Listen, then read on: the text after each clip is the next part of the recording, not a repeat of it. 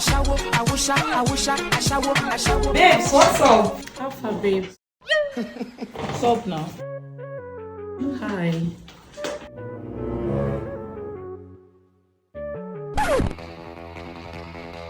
Madam, take a easy now. Very well. You want to see crazy. It is in a play.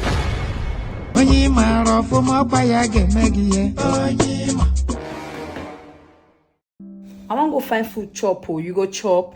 If you buy for me now, I could chop. Okay, I come. Thank you. Walked in this party and these girls looking at me. Skinny jeans on.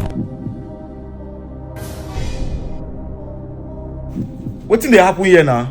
Come on, relax. You calm down. Our friend don't follow you talk. Nobody tell me anything. You don't follow our reason. I say one package with you now. Normal level. What do you mean by that? Sorry, I know the package that kind of thing. I beg. Now who carry me call now they follow package.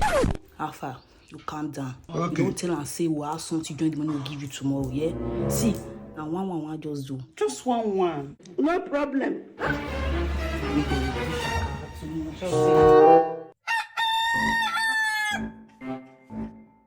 Eh? Since when Ashewo begin dey call the customer? Abeg, come on your hand. In fact, come dey go. Sorry.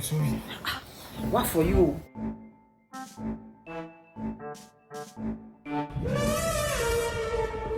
Madam, why you dey short my money now? How much you dey give me? Not be wetin we settle, not be I pay you.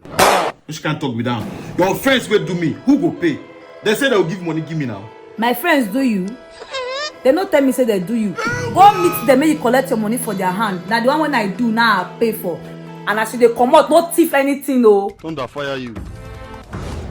Jesus. Blood of Jesus. These people no like you. You're supposed to know them well though. If not be overdue, we're going to eventually put you for trouble. Now wow. They don't knock me osho free. Ashewo.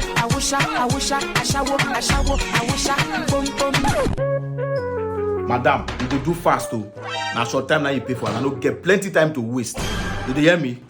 Meanwhile, no romance, no kissing, and straight to the point. I don't hear you. Fine boy. Your blood the odds. Come. That's what I do for you. I beg, give me 1 minute here. I will come. Madam, you don't start to. I go vex come out to. Small thing I go to say, I shall to the get the body. Don't waste my time.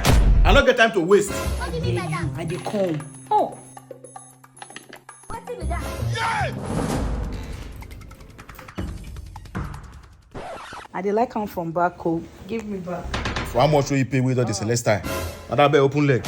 Customer when they pay well and I just the stress person pass. I bet time up.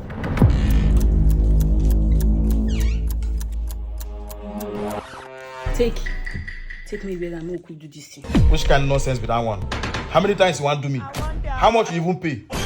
Do you? Wait till they talk about it. Not be you do me finish just now. Me do you. Let's say they mad. Me where come out now, go find wetin go wear. Make we for do this thing. They tell me say I do you. Oh, that do wear something more do wetin want. Madam, not be you do me. Hey.